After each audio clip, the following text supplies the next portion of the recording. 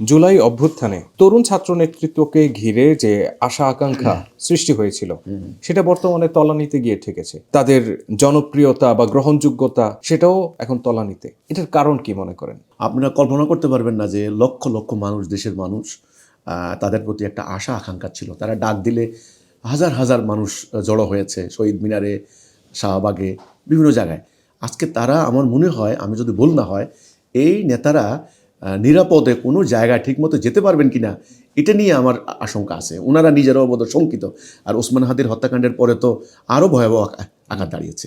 তাইলে এত দ্রুত ওনারা মানে জনপ্রিয়তা হারালেন কেন? আসলে জনগণের যে আশা আকাঙ্ক্ষা ছিল, জনগণ মনে করেছে যে আসলে চলমান এই যে ধাপ্পাবাজের রাজনীতি, এই সিস্টেম থেকে জনগণ বের হতে চাইছিল। এই প্রক্রিয়া আর জনগণ মানতে চান না। আর এখানে বাংলাদেশে একটা অলিগার্কি চলছে, একটা অভিজাততন্ত্র, একটা কতিপয়তন্ত্র, একটা মানে পরিবার ভিত্তিক রাজনীতি চলছে এখানে। হ্যাঁ, আপনার বাবা ছিলেন রাষ্ট্রপতি বা প্রাইম মিনিস্টার, মা ছিলেন, সন্তান হবে।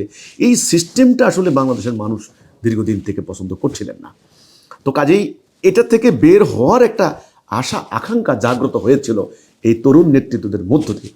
কিন্তু দুঃখজনক ব্যাপার হচ্ছে, সঠিক আদর্শ না থাকার কারণে এবং তাদের মধ্যে অনেকের বিরুদ্ধে তুমুল দুর্নীতির অভিযোগ উঠেছে।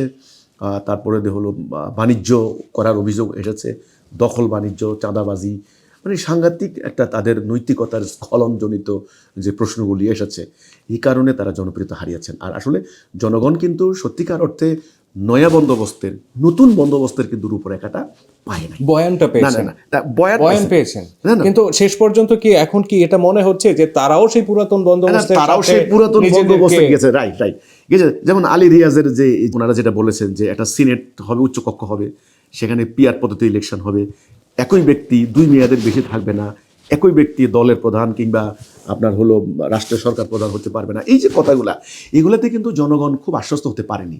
জনগণের কাছে বিশ্বাসযোগ্য রূপে প্রতীয়মান হয়নি যে কোনো নয়া বন্দোবস্ত এসেছে। আর তাছাড়া সেই পুরানো লোকগুলোর হাতেই কিন্তু রাজনীতির চাবিকাঠি। কাজেই তারা চমকপ্রদ কোনো পরিবর্তনের রূপরেখাটা তারা দাঁড় করাতে পারেননি। এই কারণে ইতিমধ্যেই জুলাই অভ্যুত্থানের নায়করা তারা আজকে ধীরে ধীরে অনেকে ভিলেনে পরিণত হয়ে যাচ্ছে। মানে তারা আসলে জনপ্রিয়তা হারিয়েছেন। জনপ্রিয়তা হারানোর একটা অন্যতম মাধ্যম দেখেন, মানুষ আশা করেছিলেন যে তারা তৃতীয় একটা শক্তি হিসাবে আবির্ভূত হবেন। তারা এখন কি করছেন? তারা কেউ কেউ বিএনপির আন্ডারে যাচ্ছেন, বিএনপিতে সিট না পেয়ে শুনলাম জামাত ইসলামীতে তারা মার্জ হয়ে যাচ্ছেন, মানে জোট করছেন, মার্জ না হোক জোট করছেন, সমঝোতা করছেন। ওকে, তারা মার্জ হওয়া স্বীকার করবেন না, ওকে, যদিও অনেকে বলছেন মার্জ হয়ে যাচ্ছেন, যাই হোক করছেন। এটার প্রতিবাদে আবার অনেক তারা নেতা নেত্রী অনেকে পদত্যাগ করছেন, রিজাইন করছেন, আলাদা দল করছেন। এই যে মানে তাদের নিজেদের ভিতরে তো কোনো ঐক্যমত্য নেই। তো এই জন্য জনগণ যে আশা আকাঙ্ক্ষা নিয়ে তাদের পিছনে একত্রিত হয়েছিলেন, মানুষের আশা আকাঙ্ক্ষা ভাটা পড়েছে। মানুষ নয়া বন্দোবস্তের বয়ান শুনেছে কিন্তু রূপরেখা দেখেননি। এনাদের ওরকম নেতৃত্বও উঠে আসেনি, প্লাস ওরকম রূপরেখা জনগণের সামনে তারা দিতে পারেন। ধন্যবাদ।